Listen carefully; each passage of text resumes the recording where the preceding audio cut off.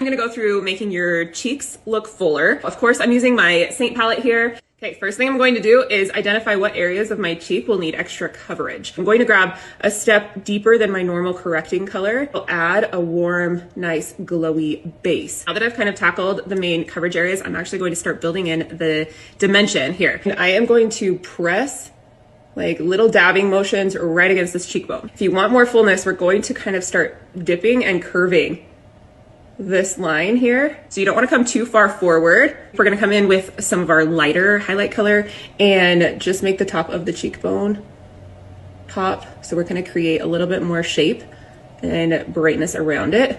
And same thing with like right underneath my contour line here. And then we want a little bit of brightness and balance down here as well.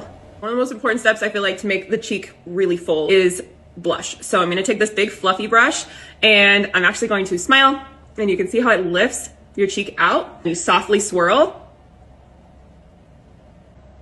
So keeping your blush right here on your cheek creates a little bit more fullness right there. If you put your blush up here, higher up, it'll create more of like a lift and a glow. If you really want to amp it up, you can grab some illuminator. You can just take a little on your finger and dab this along your cheekbone as well. It just makes it extra glowy. And so it kind of lifts it, draws the attention to your cheeks.